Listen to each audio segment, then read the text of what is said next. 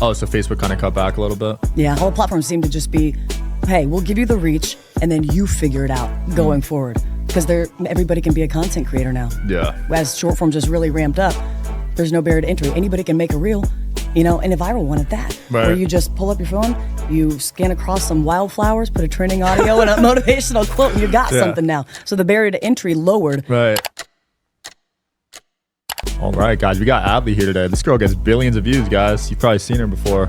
Thanks for coming on. Maybe. Yeah, happy to be here. Crazy. You've been at the social game for years now. Yeah, pivoting as fast as it changes. What was true 6 months ago is not true today. Yeah, and I've liked how you've adapted to the platforms, too. I appreciate that. Yeah, because you were on Facebook early, right? Early Facebook. Yeah, way before they were monetizing anything. Yeah. Just because I loved making videos. So when they turned on the money, I was like, well, this is the best. This is just icing on the cake. I heard they paid a lot, and Snapchat right now is paying a lot, too. That's our two biggest platforms. People always ask, they're like, how much are you making on TikTok? I'm like, squat, comparatively. And creators have just slept on Facebook since 2020, 2018. TikTok and IG, I get so many views, but I only get like a couple thousand a month. Nothing crazy. Yeah, nothing crazy. I mean, it's worth doing it, I'd say, for a lot of people. But it depends on what you're used to. Yeah. I suppose. I wonder why Facebook's so much higher than Instagram. I think they'll turn it on eventually, but I think they've realized. I think Facebook realized that they're overpaying, because when TikTok came out, they're not paying anything, right? Yeah. But they're just giving so much reach to creators, and there was no shortage of supply. And then YouTube does the same thing with shorts, and Facebook's like, we're over here paying tens of thousands of millions of dollars to creators. Yeah. And so they've just really dialed it back. Wow. Oh, so Facebook kind of cut back a little bit? Yeah. Damn. I know. Yeah. All the platforms seem to just be, hey, we'll give you the reach and then you figure it out going forward. Because everybody can be a content creator now. Yeah. As short form just really ramped up, there's no barrier to entry. Anybody can make a reel, and a viral one at that. Right. Where you just pull up your phone, you scan across some wildflowers, put a trending audio and a motivational quote, and you got something now. So the barrier to entry lowered. Right. And so where we really come in is taking the craft of stretching it and traditional storytelling and how to hook people and compel them to watch videos that they don't even want to watch. Yeah, because yours are longer than 30 seconds, right? Yours are like 5 minutes. Yeah. Minimum a minute, but we'll go 18 minutes holding your attention on something that you don't even care about. And you're sometimes even angry while you're watching it. Like, why am I watching this? But I have to see how it ends. And that's the psychology and that's the craft. You've killed it with that. I even catch myself watching some of your videos. I'm like, what am I doing? Like, you know what I mean? Like, I don't do that ever. Yeah. I'm very intentional with my time. I believe it. But you're so good at just captivating people. Oh, thank you. I enjoy it so much. And it's such a transferable skill to know how to just get and hold attention. You can take that to any industry. Right. So we started with entertainment, and we're still very deep in entertainment, but now it's transitioned to helping businesses and mission-minded people, and how do you take a message and hold attention using some of the tactics. Nice. You're helping ordinary dudes go viral now. Yeah. Ordinary dudes, ordinary girls. Yeah, you started that agency, right? A couple years ago? Yeah, Viralish. Viralish, yeah. Yeah, so it's kind of a full spectrum, or I'd say Viralish is a full spectrum ecosystem now, where we have content creation and distribution at scale. But then if we're doing a couple billion views a month, how do we do that for brands? And so now we just have packages for brands, help them go viral, be culturally relevant. And then we train creators how to do the same thing, because as the brand division scales, we need more talented creators trained in high retention. Yeah. Damn, so you're getting more views in a Super Bowl commercial. Yeah, in a single day. Crazy. In a single hour, some hours, But Mr. Beast numbers right there. It is. Some of our creators beat him in his views on shorts. Are you serious? It's wild. Justin Flom crushed him, I think, the last 2 months. What does he do? Same thing we do. Oh, entertainment? Yeah, entertainment. Wow. So walk me through the skit process. Do you write all of the stuff down and then you hire like a video team and all that? How intense is it?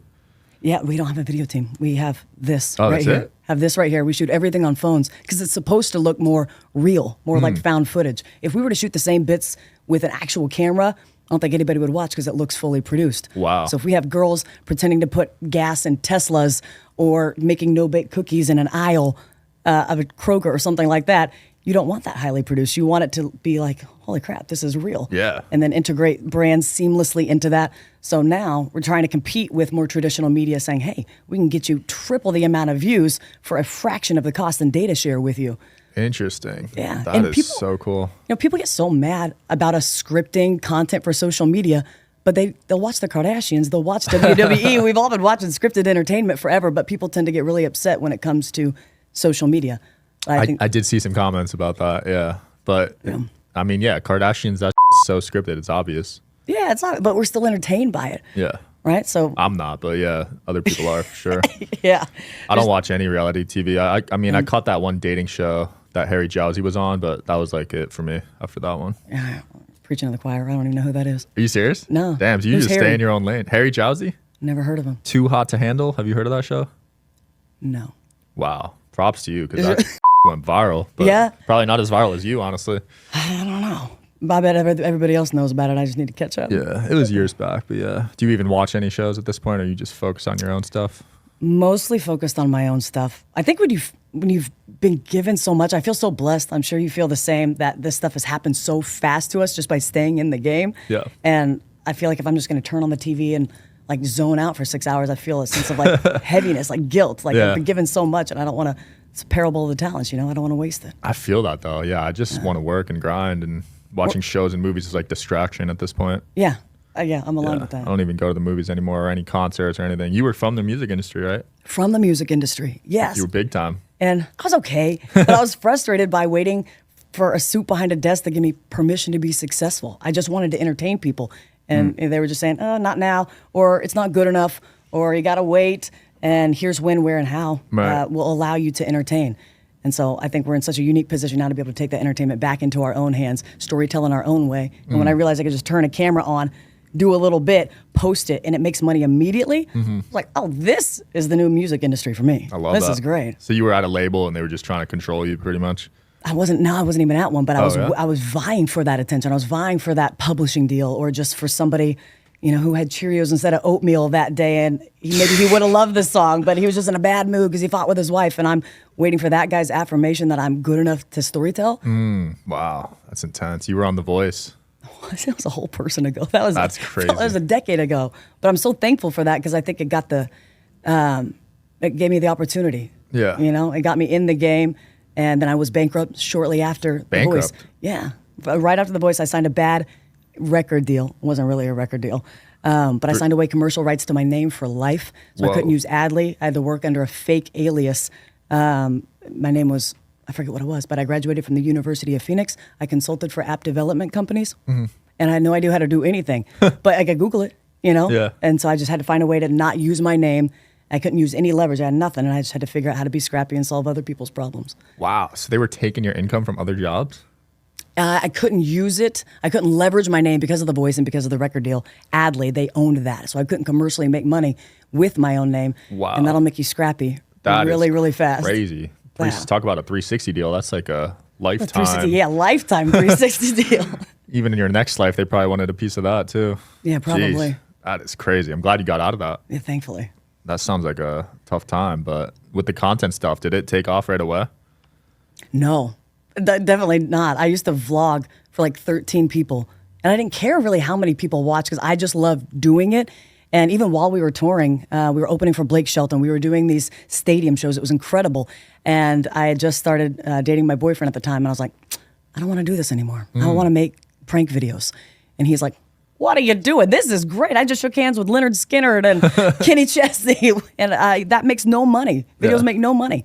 And I was like, give me a year to figure this out, and I think it will. And there was no monetization on Facebook at the time. Right. But I was just getting the opportunity to storytell, and views were getting better and better, and I was so much more on fire for it. I was so much more passionate about it, and I could learn so much faster than the music industry. I could put something out, market test it right away, and see what worked, and okay, how many times a day can I do that?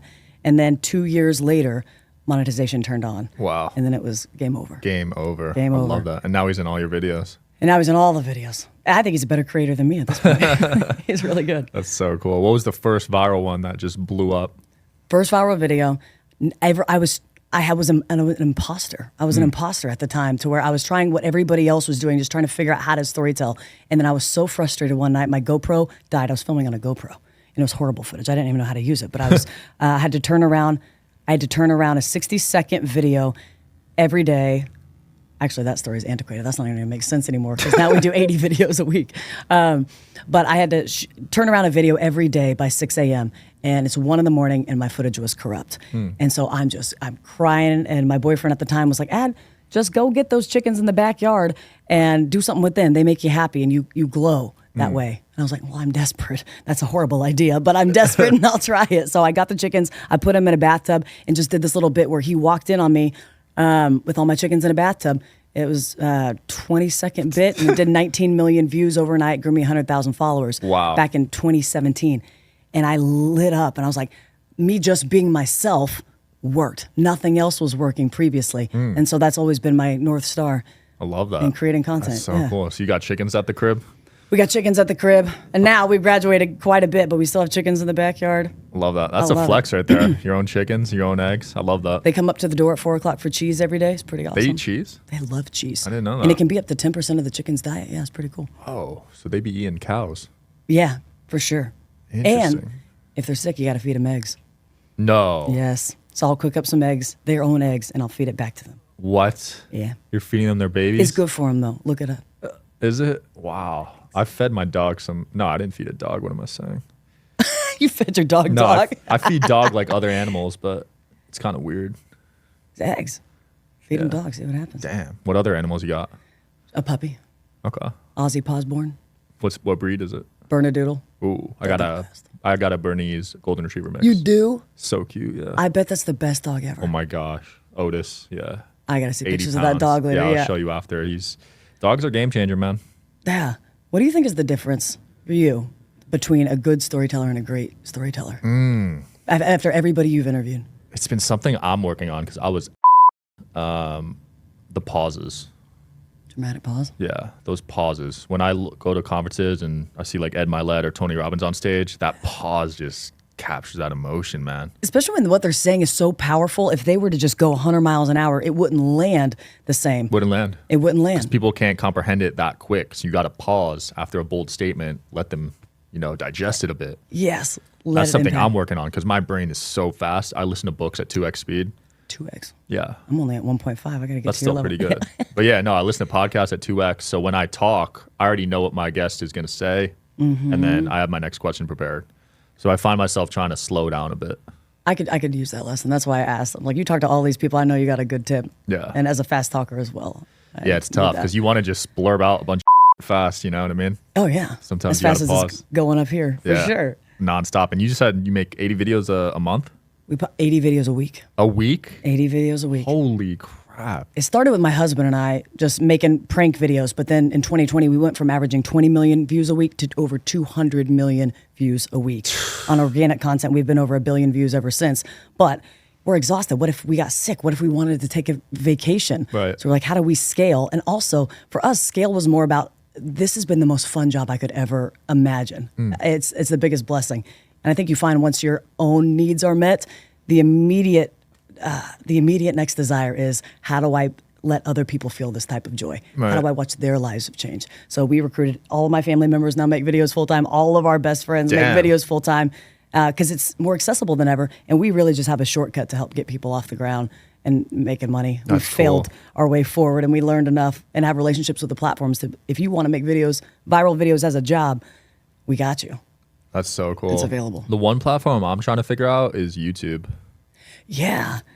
We just started on YouTube, I think 11 months ago, but it took off like a rocket ship. Shorts is the best, isn't it? I'm trying to figure it out. Some of them get like 100K and some of them get like 1,000. Yeah. It's not consistent. Like IG is consistent. I know what I'm going to get pretty much minimum on IG. Yeah. You're crushing IG. Yeah, IG is my best one. But YouTube I want to crack because I feel like that's the most important one for long form. Absolutely. We're starting long form. We launch in 2 weeks. And so our shorts have been amazing. We're doing, I think, almost 1 billion views a month. Maybe it's on shorts. We grew 9 million followers in the last 11 months on shorts. Crap. Several different channels. Started one in Spanish and grew it to over 1 million subs in 120 days. You speak Spanish? No. But we have voice actors that just overdub our viral content. So we create for Facebook first. That's the long form. And then we break it out into different links to make it platform native and then started dubbing everything in Spanish. Mr. Beast does that too. It's so smart. Yeah. I think, and it's more accessible than ever too, to where now that's something that we're helping creators do is just like dub your stuff in Spanish because you already made it. You already did the hard work. And it's really accessible, but you're just going to triple your amount of reach. That's true. To the rest of the world. I need to be the first podcast that does that. Oh yeah, we'll talk about that. That'd be sick. Yeah. Yeah. I need to find a double of me and be hard though. They don't look like me. No, they don't. I could, but even just your voice, like the voice actors could just sit here and they're so good. I don't know how they do it. Honestly, they giggle when we giggle. No like way. They just study this video and do it in Spanish in the same way, and it's incredible. That's funny. Yeah. Wow. And I saw you just posted. You're basically able to help people get 1 million views guaranteed within a month. Oh, maybe even faster than that, depending on the type of content and to be honest, how good they are. We have a formula that knocks it out of the park. I don't care if you're trying to sell these shoes or you want to make viral videos. We'll use the same formula if we're doing an ad for Land Rover, for Charmin, HP, if we're staging a celebrity publicity stunt, or if we're doing a prank in a park. It's the same formula and it works for all of them. That's massive because there's people that don't get that in their lifetime. And to be able to get that in a month is pretty insane. It's life-changing. And once you know it and you're like, oh my gosh, throw a niche at me and we can watch the supply. How do you not share that with people? It feels like a superpower. Yeah, that's huge. You're going to be changing lives with this business. That's the goal. Love that. Do you edit all your own stuff? We edit all our own stuff. Wow. So you really have a lean operation here.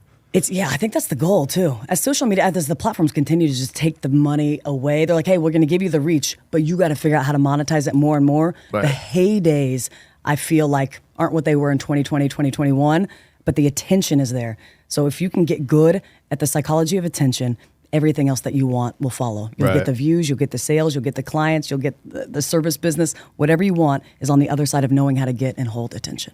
Any goals to launch a physical product like Mr. Beast and Logan Paul did? Yes. You want to know what my physical product idea is? What would it be? It's called the Winesy, where it's a onesie that has a camelback-ish thing in it. It straps around here and you put your wine in it. It's the wine rack. And then it's built into the onesie so you can sit on the couch in your Winesy and drink wine. I could see that kicking off. I mean, I don't drink wine, but I know some girls that would probably buy that. That's what I'm saying, right? With TikTok Shop? Yeah, TikTok Shop's killing it right now. I know. There's people doing 100K a day on there. I know. We're not in on that. So we're having some conversations. I'm like, we're not in the e-com business, but how can we be? I'm not in on it just because the margins are thin, but if they're providing all the traffic, then I might get back into it. I know. Because before you had to run ads and the margins were so thin, you know? Yeah. But with your own brand, I feel like that's the move now with creators. I do too. I mean, Jake Paul just, I don't know if you saw this, he raised $350 million yesterday for Better. Really? Yeah. Betting? Better app. Yeah, it's a sports betting app. Yeah. Yeah. So all these creator-led projects now are worth 8-9 figures. Sheesh. I want to do a hat line.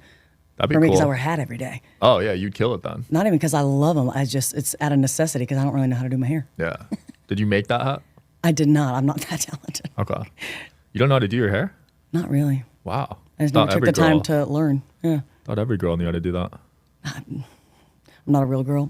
You're just so busy One of these making, days, I'll learn. It's on my bucket list. You're just so busy making indie videos a week. Yeah. So busy, I'm just like, yeah, this is going to take a lot. I'm just going to throw a hat on today. Yeah. Keep Wow. moving. I know people like that, though. I got a couple buddies that don't shower. Really? Yeah, once a week. Really? Yeah. They're like, it's inefficient. It's inefficient, Not gonna man. shower. Some billionaires out there just optimize by the minute. And I'm like, it's a bit much. Rob Yeah. Dyrdek does it. You didn't shower? No, he optimizes his schedule by the minute. That is impressive. I've listened to him and the way he breaks out his schedule a few times. I'm like, that is a bionic man. It's impressive, but I like to have a little free will. Like when I see my calendar and there's like 6 calls on it, I'm like, it's one of those days. You know what I mean? Yeah. We all got one of those days. Yeah. I'm like, I'd prefer to keep it at 1 max a day for myself. Yeah. I started stacking my days. Have you heard of the 6-6-6? Sounds bad, but it's a great time scheduling thing. No, I where you're haven't. just tripling the amount of work that you get done. If say you have 3 businesses or 3 verticals that you're interested in, you do 6 hours on one, 6 hours on the next, 6 hours on the next. So you're working 18 hours a day. Wow. And you do that 2 times a week. Holy I have not done it. But that's also on my bucket list. damn, that sounds intense. You're only sleeping 6 hours. What about eating?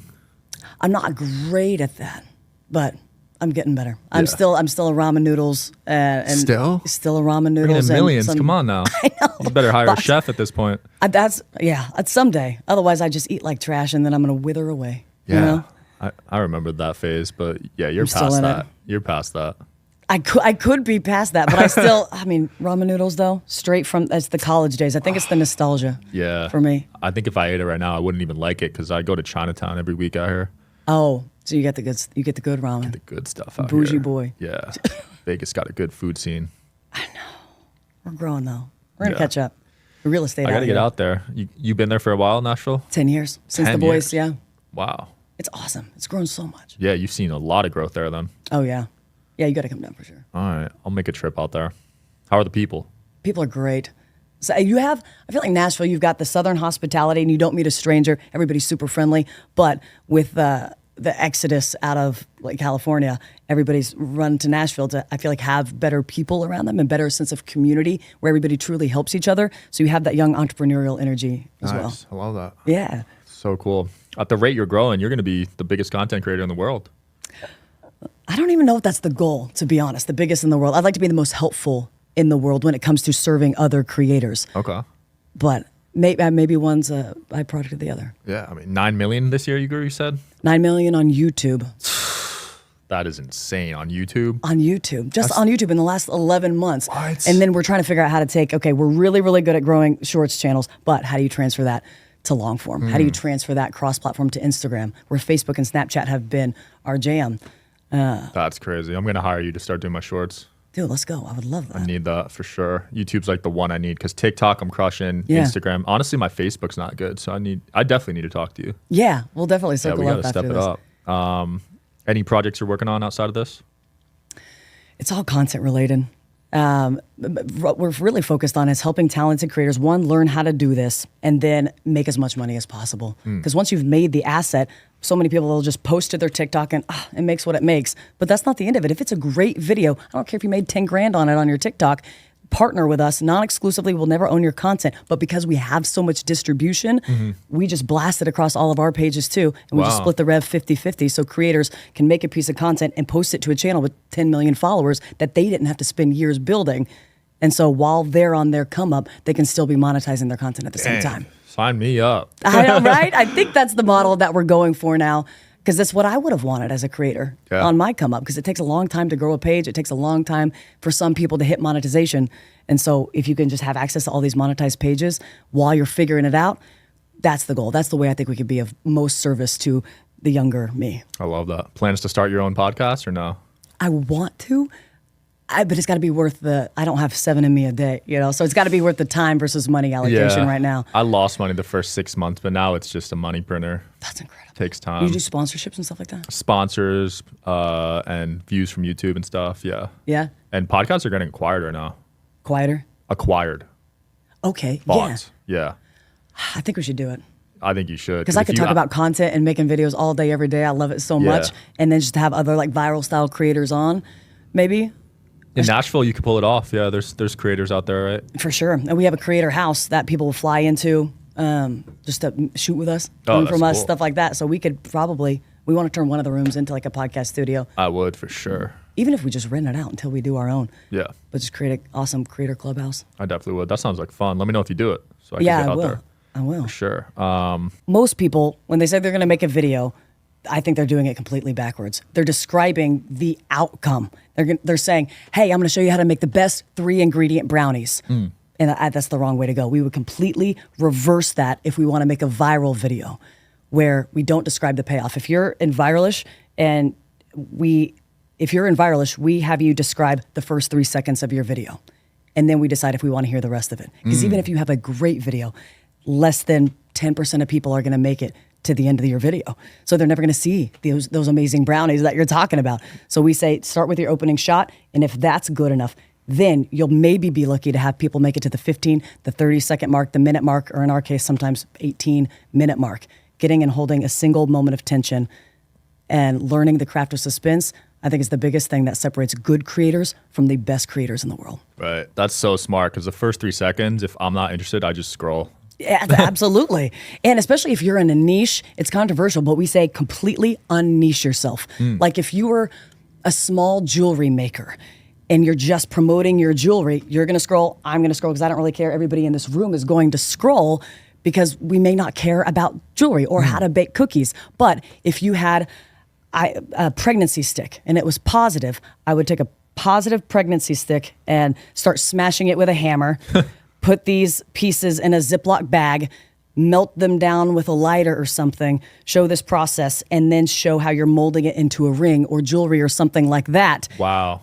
And that's how you show how you take And that's how you show you make a really special piece of jewelry by commemorating a special event in your life. Yeah. But you just reverse the way that normal people would storytell. You pack everything interesting and good at the front of it, and you don't reveal what you're really doing until the end. And if people in any niche can get great at that, their lives are going to change so fast. That's massive. Yeah. People just throw up clips expecting people to watch them, but that doesn't happen. No, you have to master the art of storytelling. And it's not really new, hooking people, suspending people, and then paying off at the end. If Liam Neeson rescued his daughter in the middle of the movie, we would all stop watching, right? Yeah. And the stakes are high because she was stolen, sex trafficked, and brought to the other side of the world, and he had to kill 160 guys to get to her in 3 days. Right. High stakes, crazy locations. It's never going to happen.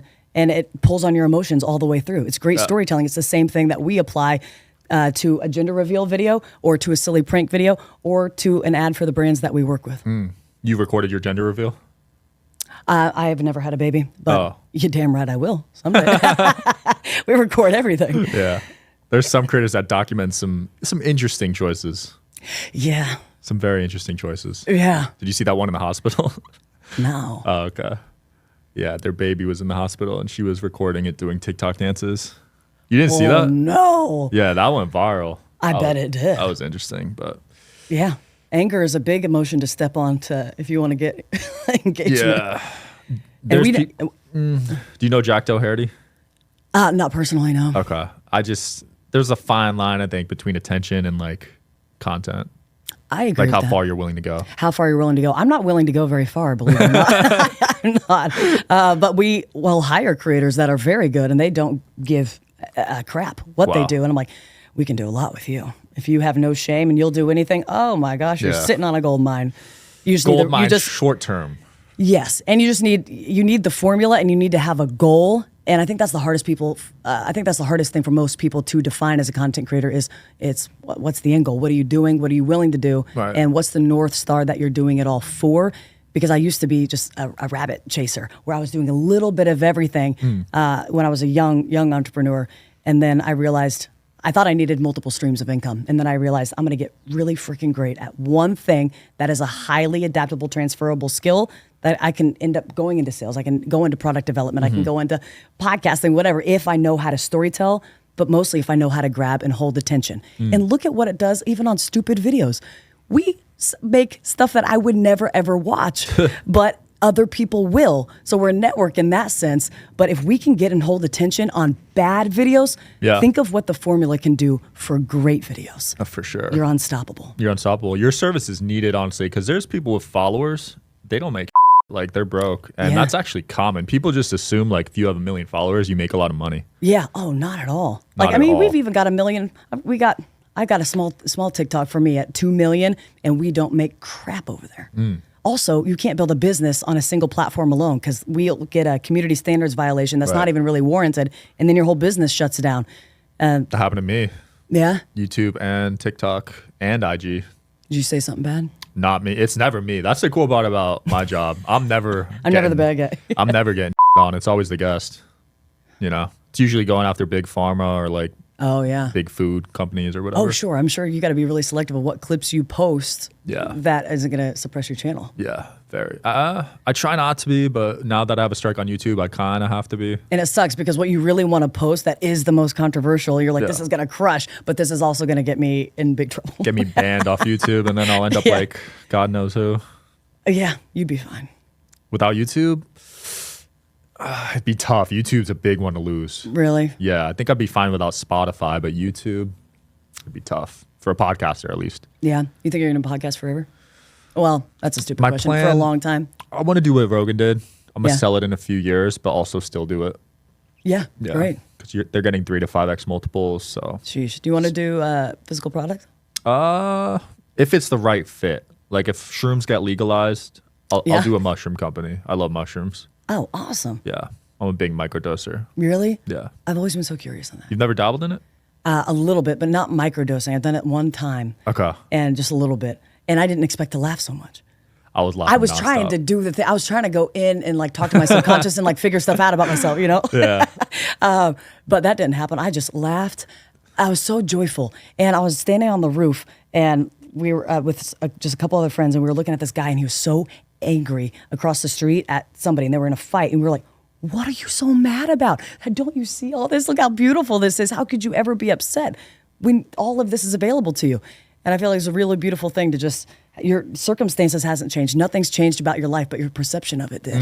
And if you could get more people to tap into that. For sure. And true gratitude, that's the most life-changing thing. Even when I was super bankrupt, I thought I was the luckiest person alive. Wow. And whether I was lying to myself some days or not, I really started to believe that I am the luckiest person alive.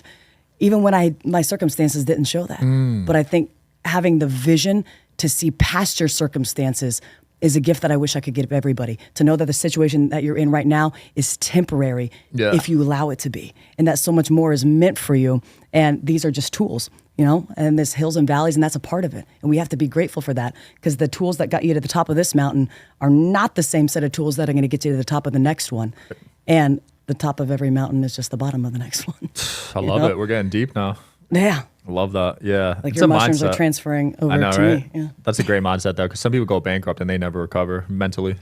Yeah. I think you shame spiral a little bit. You're like, I thought my life was going to look different than it does, and I can't get over that. Not really realizing that reinvention of yourself is the best possible gift. When I was bankrupt, it was the best possible gift. I was right off The Voice, and I was getting recognized everywhere I went, and all my friends were getting all these record deals, and everything amazing was happening to them. And I'm losing my father to alcoholism, and I can't put gas in my car, and I'm stuck in this record deal where I don't even own rights to my own name. And having my back against the wall when I thought I was going to be up here, but I was actually down, it felt like in the gutter. It was the best gift I was given. Wow. Because I learned how to be really resourceful. I learned how to start something out of nothing. Yeah. And so now any negative thing that happens to me now, I'm like, this is cake. Yeah, look at you now. Compared to that, it was a huge gift and perspective that I've just been able to carry forward with me. Not that it's a practice. I think like anything else, it doesn't always come that naturally. Yeah. But if you know that it's available to you, I think you just got to find ways to tap back in, let gratitude lead. Yeah, look at you now. I think you chose the right path. I definitely chose the right path, and I'm so fortunate. And I don't know if you feel this way too, but when you've been given so much and you know what it's like to not have a lot, it feels like a big responsibility to pay it forward and be a river, not a reservoir. The second we start like holding it so tight and we operate out of scarcity, the flow stops. But the more we just receive and we just want to teach everybody else about this, and I truly think making viral videos as a job is the coolest job in the world. I just want to pass it through and serve the younger me who feels really desperate and thinks they have a mission, or they believe they have a mission. They've got things they want to tell the world or sell to the world. You just got to know how to storytell it. Absolutely. I love it. I love it. Where can people find you? And do you have anything you want to close off with or promote? Yeah, sure. I'm Adley, pretty much on all platforms, ADLEY, The Adley Show, on others. And if you want to make viral videos as a job, go to goviralish.com. Sounds good. We'll link it below. Thanks for coming on. Sure, thanks. Thanks for watching, guys, as always. See you next time.